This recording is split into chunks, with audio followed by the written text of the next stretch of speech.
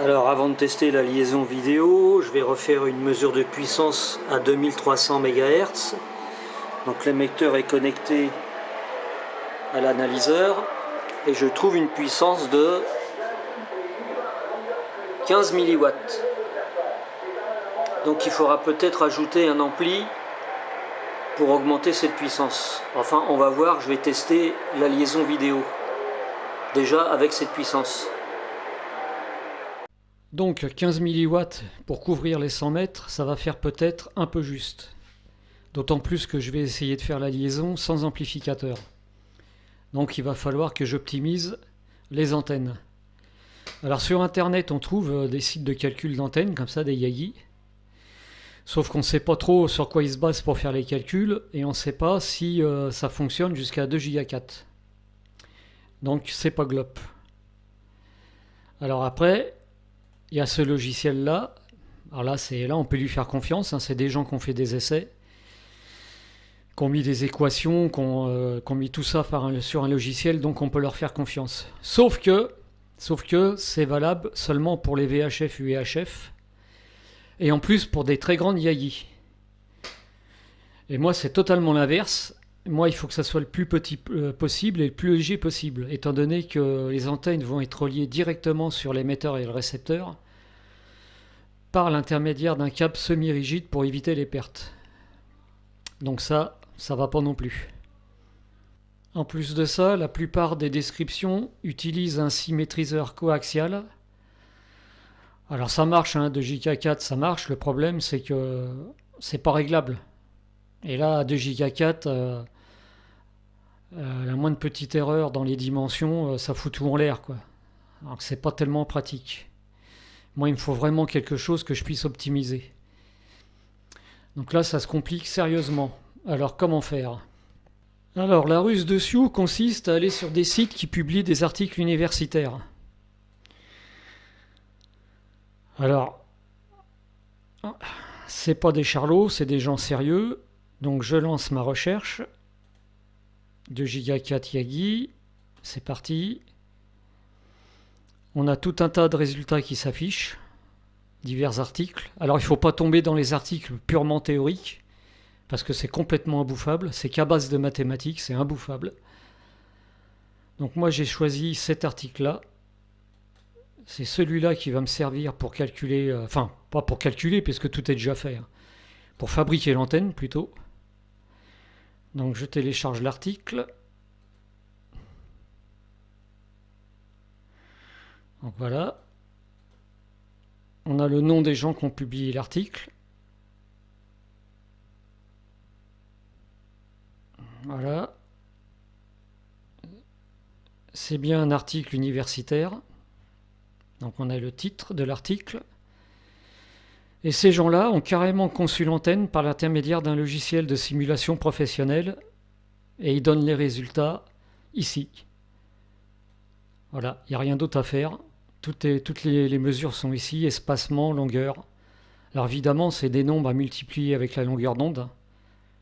Voilà, à multiplier avec la longueur d'onde pour avoir les dimensions, espace et longueur. Là, on a le prototype. Le résultat des mesures, coefficient de réflexion, directivité. Alors sur ce tableau-là, on voit qu'il y a deux courbes. En fait, il y a une courbe qui correspond à la simulation et une courbe qui correspond à la mesure réelle. Et on voit que les deux courbes sont très proches. C'est signe que le logiciel est quand même très performant. Après, on a la suite de l'article où ils ont fait divers essais en espacement, en longueur. Tout est détaillé et il n'y a quasiment pas de mathématiques. Voilà. C'est sur cet article-là que je vais me baser pour fabriquer l'antenne. Alors maintenant, il faut symétriser le dipôle. J'ai que 15 milliwatts et je veux que ces 15 milliwatts soient intégralement rayonnés par l'antenne. Donc je vais avoir besoin d'un symétriseur. Donc on a le symétriseur Bazooka qui serait pas mal. Donc c'est un tube, court-circuité à la base sur le câble coaxial, ouvert en haut. Donc à cet endroit-là, on a une très haute impédance puisque c'est un quart d'onde court-circuité. Donc ici, on a une très haute impédance. Et le courant de gaine ne peut pas circuler sur le câble, il est bloqué. Et on a donc sur chaque brin un courant égal. Bon, c'est très bien ça, le problème c'est que c'est toujours pas réglable. Et j'ai pas envie de me casser la tête à couper, à recouper, c'est vraiment, voilà, il me faut quelque chose de réglable. Donc ça c'est très bien, mais c'est pas réglable. Alors la solution vient de cet article qui a été écrit ici par ces gens-là. Et ça décrit le fonctionnement du split coaxial balloon. Donc c'est un article très sérieux, complet, avec pas mal de mathématiques, donc ça m'a vite gonflé. J'ai été directement à ce qui m'intéressait, c'est-à-dire ici. Là, ça commence à devenir intéressant. Alors le principe, on a un tube. Sur ce tube, on pratique 2 fentes d'un quart d'onde. Donc là, on a la vue du dessus du tube avec les 2 fentes. Donc le tube, la gaine du tube, lame centrale et les 2 fentes. Donc, dimension 1 quart d'onde. Alors, ce qui se passe, c'est que le courant de gaine, au lieu de descendre tout le long du câble, remonte ici, à la base de la fente, il remonte et il ne circule plus le long du câble. Donc les dipôles sont connectés, enfin le dipôle est connecté comme ça, donc un brin du dipôle sur la gaine du semi-rigide, connecté sur la gaine du semi-rigide et à l'âme centrale, donc en fait on a un court-circuit. L'autre brin du dipôle est connecté de l'autre côté sur la gaine du semi-rigide. Et le gros avantage de ce système, c'est que c'est réglable. Il suffit de mettre un anneau conducteur ici, de le faire coulisser le long de la fente et on peut optimiser le réglage de l'antenne. Voilà, c'est ce que je vais faire et c'est ce qu'on va voir en pratique maintenant. J'ai oublié de préciser quelque chose. Avec ce système de balloon, à cet endroit-là, on a 4 fois l'impédance d'ici. C'est-à-dire que si l'émetteur fait 50 ohms, ici, on aura 200 ohms. Et ça tombe bien, parce que c'est l'impédance des dipôles repliés. Donc ça va parfaitement s'adapter à ce système de balloon. Décidément, j'ai oublié une autre précision. L'espacement du trombone ne doit pas dépasser cette dimension-là. Alors, il y a des trombones sur des antennes de giga 4 qui fonctionnent avec des espacements beaucoup plus grands. Mais moi, je vais mettre toutes les chances de mon côté. Je vais exploiter les 15 milliwatts correctement. Donc, je respecte la théorie et je ne dépasse pas ces dimensions-là. Alors, pour la fabrication, je vais utiliser du câble semi-rigide de 3 mm. C'est du câble très performant puisqu'on peut monter jusqu'à 30 GHz. La longueur, c'est-à-dire de ici jusqu'à là, il faut que ça soit des multiples de 0,5 fois la longueur d'onde. 0,5 fois la longueur d'onde, de là à là. Et le but de l'opération, c'est de faire une encoche ici, et à l'opposé la même encoche, d'une longueur de 1 quart d'onde, et d'une largeur maximum de 1 mm. Donc on aura une encoche ici, et à l'opposé, là. 1 quart d'onde, 1 mm max.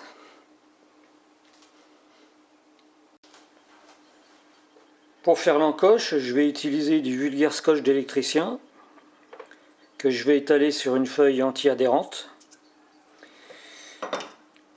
Je vais placer une règle ici, de telle manière à avoir une petite bande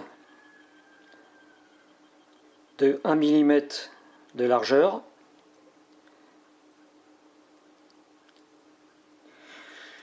que je vais découper avec un cutter de précision. La découpe est finie, la bande est extrêmement fine et on va venir appliquer cette bande sur le câble. Donc je coupe la vidéo et je vous fais voir ça quand c'est appliqué.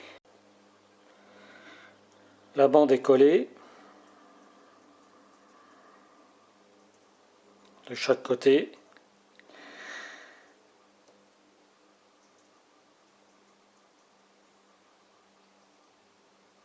Voilà. Ici au crayon, j'ai fait une démarcation qui correspond au quart d'onde et je vais venir coller un morceau de scotch à cet endroit. Donc c'est ce qu'on va voir. Donc voilà, j'ai mon quart d'onde délimité par le scotch. Et maintenant je vais venir recouvrir de vernis.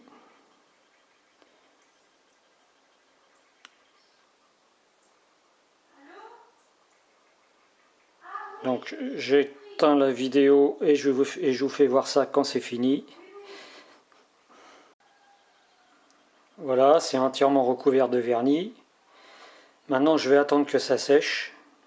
Et une fois que ça sera bien sec, j'enlèverai la petite bande de scotch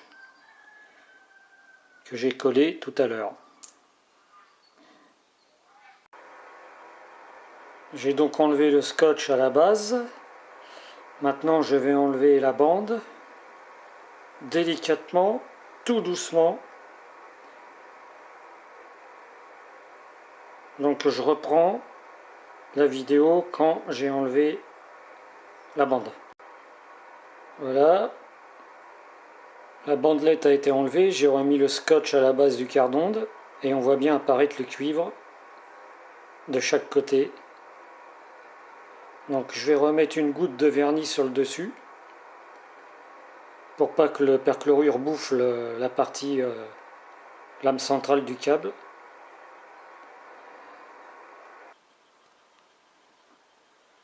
Alors ensuite on nettoie délicatement pour enlever le surplus de colle. Donc je fais ça avec du wood spirit. Ça nettoie et ça dégraisse. Il faut y aller très doucement.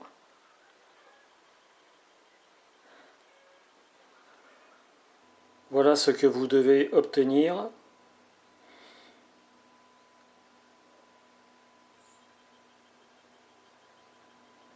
Donc une ligne de 1 mm maximum de largeur de chaque côté d'un quart d'onde. Bien, maintenant on va faire tremper ça dans le perchlorure pour enlever la partie cuivrée.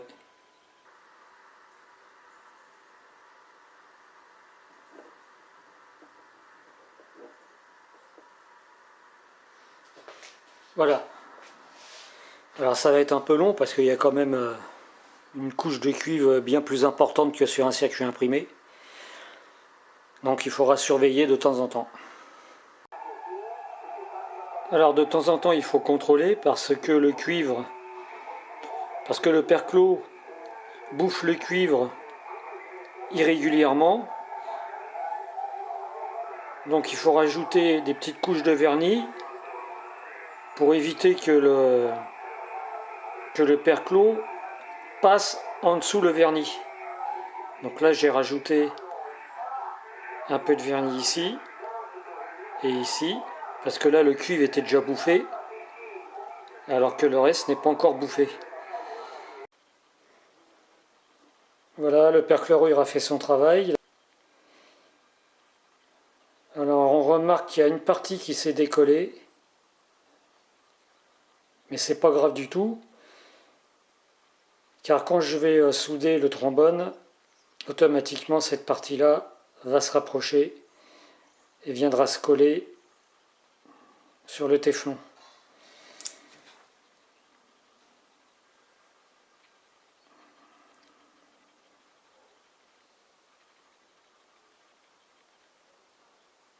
Voilà. Alors maintenant je vais fabriquer l'anneau qui va venir glisser le long du quart d'onde pour avoir un réglage très précis. Donc pour ça il me faut du cuivre. Et non pas de l'aluminium, il faut du cuivre pour éviter les problèmes de corrosion galvanique. Donc du cuivre, de la gaine thermo et un serre-câble. Et donc le but de l'opération, c'est d'entourer le câble avec cette petite gaine de cuivre, de la faire glisser pour permettre d'avoir un réglage très précis. Donc voilà, l'anneau était placé, la gaine thermo permet de plaquer l'anneau correctement sur la gaine du câble. J'ai pas encore mis le serre-câble, il sera mis en dernier lors du réglage.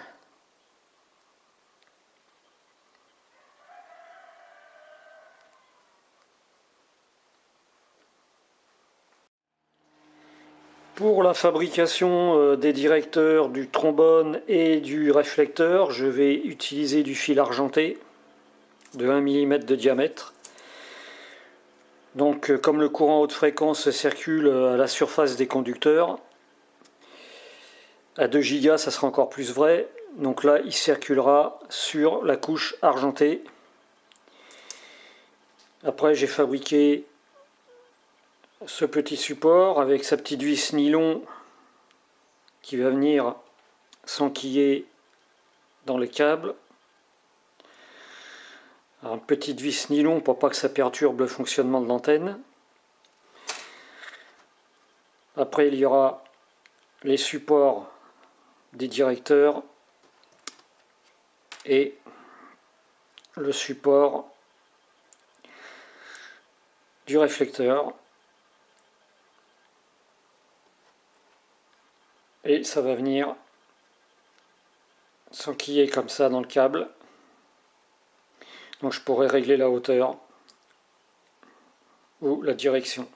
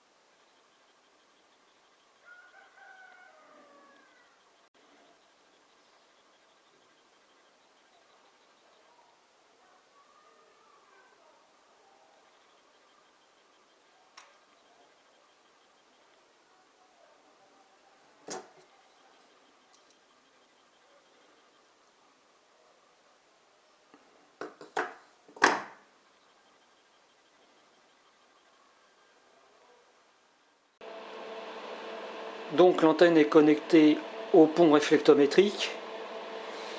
Donc on voit la courbe. La bague du ballon n'est pas encore réglée. Donc je vais la faire coulisser le long du tube, le long du ballon. Et vous allez voir la courbe se creuser.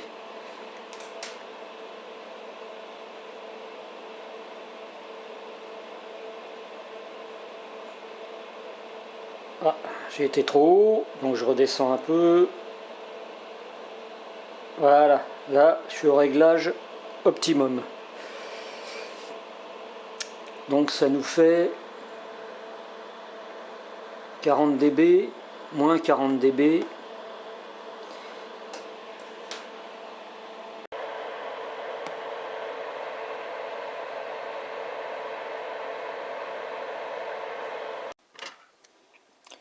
Donc on est dans du moins 40 dB, ce qui fait un SWR de 1,02, et il n'y a que 1% de la puissance qui n'est pas transmise à l'antenne. Donc ça fait pas beaucoup. On peut considérer que l'antenne est parfaitement réglée. Donc à ce stade, je pourrais serrer le câble et fixer le réglage, mais je ne le ferai pas. Pourquoi? Parce que l'impédance de sortie de l'émetteur est donnée pour 75 ohms. Donc quand l'antenne sera connectée à l'émetteur, je serai obligé de retoucher la bague pour optimiser le réglage.